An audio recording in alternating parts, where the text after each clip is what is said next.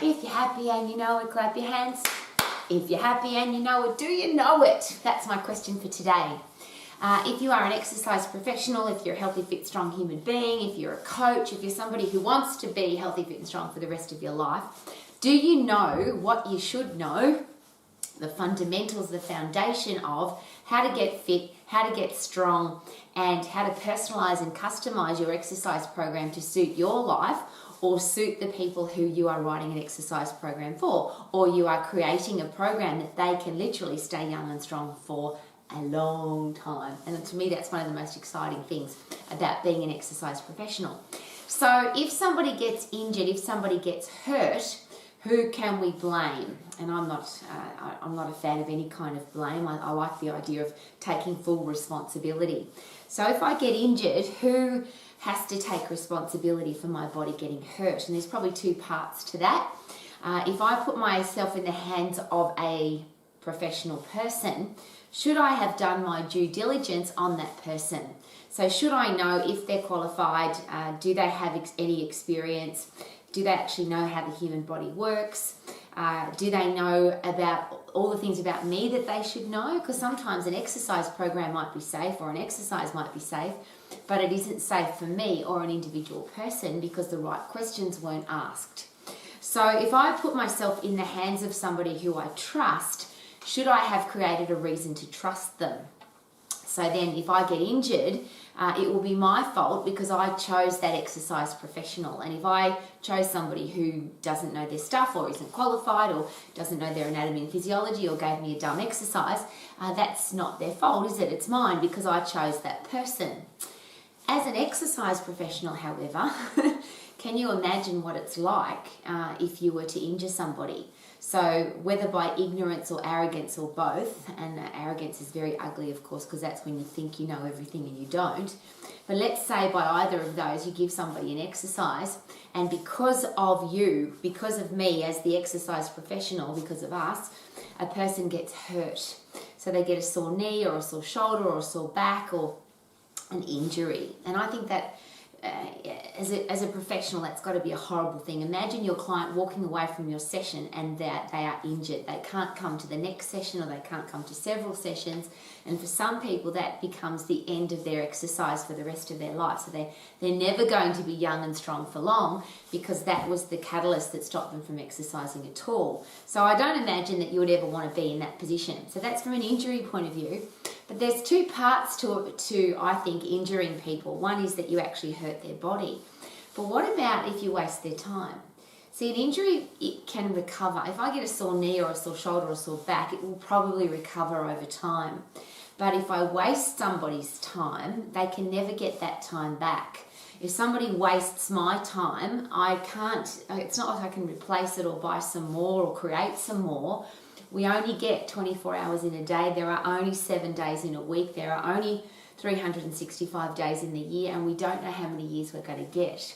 So could it be a really important responsibility as an exercise professional to know our stuff so that if somebody trusts us with their body, they trust us with their time, they trust us with their goals and the results that they want to achieve, should we have everything covered? Should we have the fundamentals, the foundations, the in-depth knowledge to be able to create? And I always look at the three things: get people fit, get people strong, and make sure their program is personalised and specialised and it's customised to their lifestyle. So they're the three things to being an exercise professional.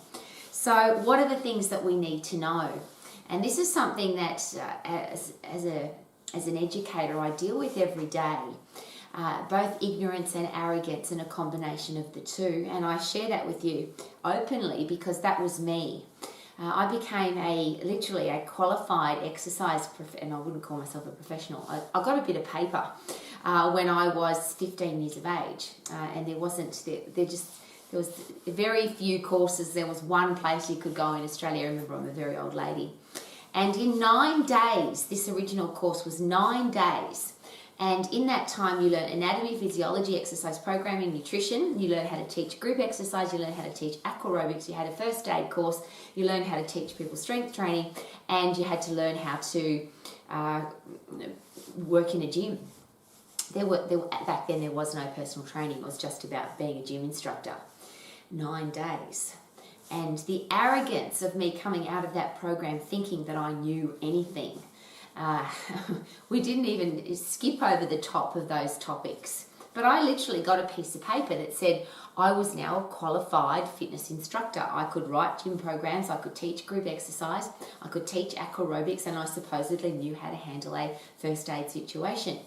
And I'm sharing that with you because I'm embarrassed, and I hope that you can learn from my mistakes, because what happened is I was then in charge of, and I want to say it that way, I was responsible for people's lives. People joined the gym because they were overweight, they had high blood pressure, high resting heart rate, low self-esteem, they wanted to lose weight, they wanted to get fitter, they wanted to get stronger, they had, some people had mental health challenges. I remember the first time I had to deal with somebody that had severe anorexia. A lady walked into my health club and she weighed 29 kilos and she was 29 years of age. And you can say, well, you can learn on the job. But imagine if you said that to a doctor, you know, skip over this information that you have to learn. And then when you get into the hospital, when you get into your own practice and you're actually dealing with real people, that's when you can start actually learning. Now, of course, we do learn from those situations, but wouldn't it be nice to know that your general practitioner, your doctor, and then of course your specialist knew everything there was to know, and they wanted to keep learning more about their particular area of expertise. So as an exercise professional, how much do we need to know? And I'm going to ask you very personally from my heart to yours, whether you are an exercise professional, considering becoming one, you're using the services of an exercise professional, or you just want your own body to be healthy, fit and strong. Are there some things that we must know, should know, and we shouldn't rely on people's opinions?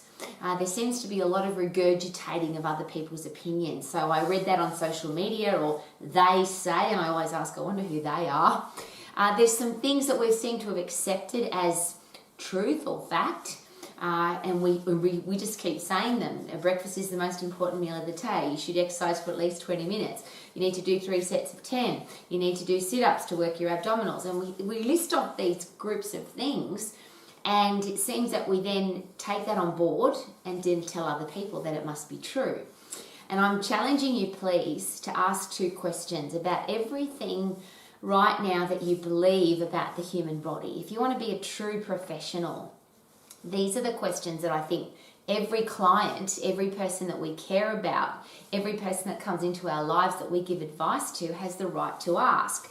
Why are we doing that, and how does it work?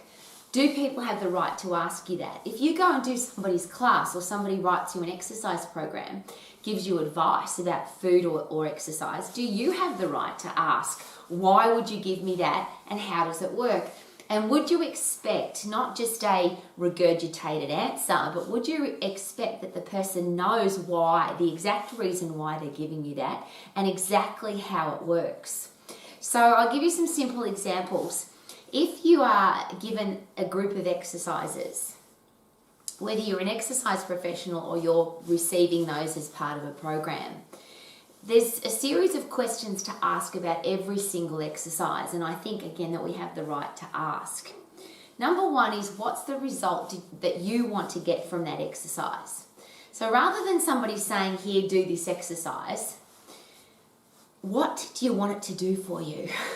What's the exact purpose? What's the exact result, the exact outcome that you want from that exercise, or that exercise should be giving? So if I'm going to give you an exercise, should I know what the outcome or the result is? And if I'm the receiver of an exercise, should I know exactly what I want to get from that exercise? And should my exercise professional ask me, what result do you want to get from this exercise? So number 1 is, what's the outcome, what's the result? Number 2, if I'm going to do it now because I want a certain result, and if I believe that that exercise will give me that result, should the next question be, is it safe? Is this the safest way to get this result? And of course, if I'm injured, if I hurt myself, I can't get the result from the exercise. Does that make sense?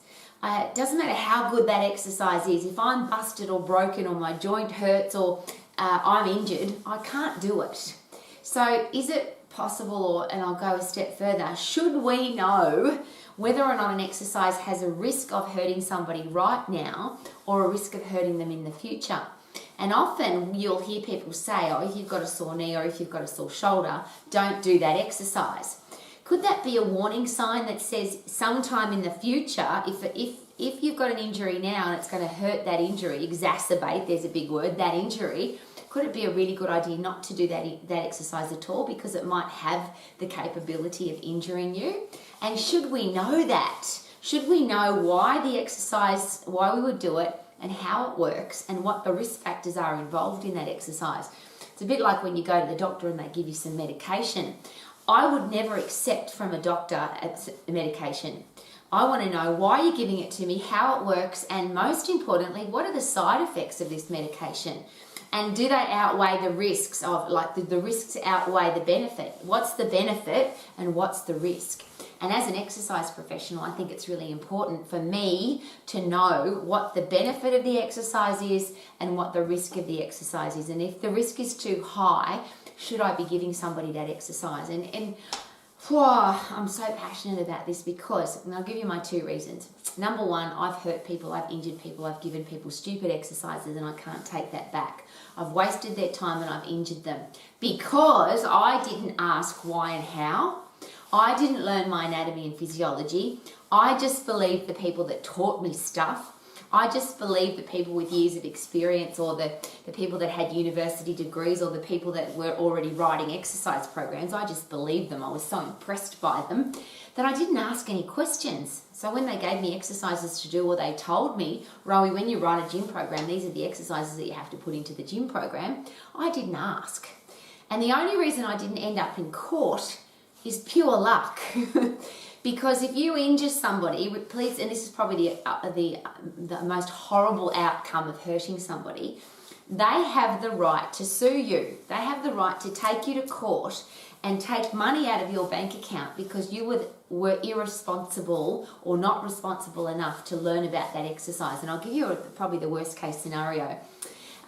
There was a gentleman who, by an exercise person, and I won't call them a professional, they were given a sit-up with a twist. So they had a medicine ball in their hands. You hold it on your chest, I suppose. So you come up off the floor with the medicine ball in your arms. So you sit up and then you twist, come back to the middle, twist, come back to the middle and go back down again. So that person perforated their disc in their spine, L4, L5. And they were a lawyer. So of course, as lawyers do, they sue. And the lawyers sued the trainer and the lawyers sued the manager of the personal training studio, and they sued the franchise owner of the personal training studios, or the whole chain of studios, and they sued the education provider of the person that taught that exercise person to do that exercise. And they had every right to do that because they had to go and get back surgery. They perforated their disc. And I'll just give you a simple, if you're not familiar with how the human body works, L4, L5 is the lumbar spine vertebrae, and between the vertebrae, of course, is a disc. And if you squish the disc and rotate the disc, squish the disc and rotate the disc, it will get injured. It will wear away. You're putting shearing forces across the joint. Shearing forces, so gravity's going through across the joint, not through it. So that's going to cause injury all by itself. But if you do this with a twist, now you're putting a serious risk into that joint. And the reason I share that with you is I had exactly the same injury when I was 18 years of age from doing exactly the same exercise. I just didn't do it with a medicine ball. And I'm privileged that I gave myself the exercise, so I have to take responsibility for it. So I didn't take myself to court for giving myself such a stupid exercise. And I'm also very privileged that when I went to a sports orthopedic surgeon, he said to me, you've been doing sit-ups, haven't you? And that's why you've worn away your disc, and that's why you've got a back challenge. Now we're going to try and fix that challenge for you, but don't do that stupid exercise ever again. And that's how he said it to me, quite aggressively. And yet you can go to any gym or any personal training studio, or most in the world today, and there will be people doing sit-ups with a twist. Now I'm sharing that with you because you have to be able to justify the exercise that you're doing. So remember, it's what result do you want to get? Is it safe? Is it functional is the next question. The next question is there a better exercise? Because even if this is a good exercise, what if there's a better one? Because you wouldn't want to waste people's time. So what do you want? What result do you want? Is it safe? Is it functional? Is this the best exercise, or is there a better one? And should we be able to run every exercise, or should we run every exercise through that series of questions? And if we are going to waste people's time, or there's a risk of injury, should we remove that exercise from our toolbox of exercises that we give people? Reverse of that, if you don't and you end up in a court of law, or you end up injured, or your client ends up injured, how do you explain that? How do you justify, I gave you that exercise because somebody else told me that it was a good exercise? So if you don't know the muscles involved in the exercise, if you don't know the result that exercise will or won't give you, so I'll use sit-ups again as an example. There's lots of reasons why people do sit-ups. One is to burn fat off your abdominals. Well, of course, that's not possible. If that was the case, if you could burn fat off one spot in your body, I would have a very thin face because I talk a lot. You could do this for a long time, you'd have a skinny arm, but the challenge is you'd have one skinny arm and one chubby arm because you'd be burning fat off this arm.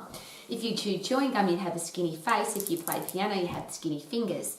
Obviously, you can't. The whole physiology of fat loss, if you understand how that works, you don't need to argue with anybody. That's just an anatomical and physiological fact that fat from the fat cell doesn't get removed from one spot at a time. So we're not going to burn fat off our tummy by doing this. Okay, what about I want to have strong abdominals? Well, if you can't lift your own body weight off the floor, then obviously, yes, there's some strength work needing to be done, but ultimately, if we have a look at the function of the muscles that hold you in the upright position, and they're commonly called the core. As an exercise professional, first of all, should we be using non-anatomical terms? And if you look in anatomical textbooks, you won't find the word core. Somebody made it up. In my career path along the way, somewhere, somebody made up the word core. And it makes sense because this is the core part of my body. But what are the muscles that make up the core, and what are they responsible for? And even if you don't understand anatomy and physiology, obviously the front part of your body works with the back part of your body to hold you in the upright position. So number one, why would we exercise it on the floor? When does the human body ever work on the floor? If I want to get stronger in the way that those muscles work, shouldn't I be exercising them in the upright position? And if I can't lift my own elbows and shoulders up off the floor, which of course we can, it's a very light weight. The human body is very capable of doing that, which means I'm not getting overloaded, which means I can't get any stronger. Why am I sharing this with you so passionately? Because it's one of those exercises that people just keep doing, and I don't know why. Because if somebody said to you, why are you doing that and how does it work? You actually have to be able to explain that. And as a client, or as somebody coming to your class, or somebody coming to your boot camp, or somebody coming to your gym, do they have the right to be given an exercise that is the result that they want? So if somebody wants to lose fat off this part of their body, if they want to have a strong or they want to have strong muscles to hold them in the upright position, I'll say that again, to hold them in the upright position, shouldn't we be able to give, or should we give them an exercise that's going to give them the result that they want? It's as safe as it possibly be, it's functional, and it's the best exercise, not the second best one, because I go back to the time. I don't want to waste people's time. How about you? I can't get any time back, and neither can you. So I want to get the best bang for my buck. How about you? If I'm going to invest money into an exercise professional or into an exercise program, I want to get the best result in the shortest period of time in the safest way possible. So I'm going to ask you again, as an exercise professional, do you know the why and how of everything that comes out of your mouth? And for me, that was very challenging, because when I met K-Man, health scientist, logical common sense scientist, a very smart man who forced himself to justify everything that he was doing, and he had to, because in his career path he was training Olympic athletes, world championship teams, top level professional athletes, men who were getting paid millions of dollars to play baseball and to be professional athletes, and he was designing their exercise programs for them. Talk about having to justify why and how when there's millions of dollars involved. And can you imagine what it would be like if you busted somebody's shoulder and they were about to go to the Olympic Games, or if you busted somebody's knee and they were about to play in the World Series? Imagine the responsibility. There's no insurance that can cover that, by the way. And even if there is, can you imagine how that would feel? So I'm asking very, very... it's hard for me because I get this. When I met K-Man, he made me justify everything that I was doing. And I had been an exercise professional from the age of... I started teaching classes when I was 13, and I met K-Man, I was almost 30. And that whole time, I had done... I talk about bits of paper. I've got 9 pieces of paper that say that I'm a qualified exercise professional. So that's just the fundamentals. I've got 9 pieces. And then the number of courses that I've done on nutrition and exercise programming and specialisation for women and menopause and training children and injury prevention. I've got so many pieces of paper, it's ridiculous. And you know, none of those pieces of paper made me justify what I was doing. I went to a course. They told me what to think. I passed the test because I'm a champion test passer. And then K-Man comes along and says, why are you doing that? And how does that work? Can you explain that to me? How does the human body actually function? Is that a safe exercise? Are you sure? Can you explain to me why that is a safe exercise? If I want to get this result, can you show me how that exercise is going to give me that specific result? Is there a better exercise? And if I show you that there is a better exercise, why would you give somebody this second best exercise? And I went through a very tough time in my headspace. So that's why I'm aiming to be as kind as I can, because I felt very stupid. I felt ridiculous, in fact, because I'd been what I called an exercise professional for such a long time, and I didn't know my stuff. It's like a mechanic saying that they know how to fix a car, but they don't know the parts of the car or how the car works. It just doesn't make any sense. You wouldn't send your car to a mechanic like that. Why do we believe exercise people who don't know their anatomy and physiology? And so that's my serious question. Do you know the muscles and bones and the energy and the systems of the body, all the systems and how they work together? The physiology of fat loss, the physiology of strength, how do we get fit, how do we get strong? And then we have a series of very safe, effective exercises. Are we using those to help our clients get healthy, fit and strong? Or are we listening to the regurgitation of the latest social media guru? And why would we believe somebody who's a social media guru? Now, they might be spot on correct, but how would we know? Should we know our anatomy and physiology so that we can analyse that exercise? And this is the question that I always give to my max exercise professionals. If your client comes to you and there's a brand new exercise being advertised at 3 o'clock in the morning on a TV infomercial, should you be able to give them a system for analysing the exercise? Not you tell them whether it's right or wrong, but you give them a system to be able to analyse the exercise. And I have this brilliant system that has been developed over 40 years of my career path. It's really easy to remember. It's called the Smarties Principle. Number 1 is, can I stick to that for the rest of my life? Is it in moderation? Is it achievable? Is it realistic? Is it time efficient, interesting, enjoyable? And is it based on common sense and science? And if I run that exercise through that series of the Smarties Principle, would I still do that exercise? But as an exercise professional, I have to know more, don't I? Is that exercise, will it give the person the result that they want? So if the infomercial is saying this exercise will get you fit, get you strong, help you lose weight, and the really fun ones, it'll help you burn fat off your abdominals or burn fat off your bum or burn fat off your inner thighs, or it'll give you big muscles. Should I be able to analyse whether or not that's true, because I understand how the human body works? So what's the result that people want? Is it safe? Is it functional? And I'm very careful with that word functional, because we get a bit caught up in, oh, well, if I'm an archer at the Olympic Games, or if I'm a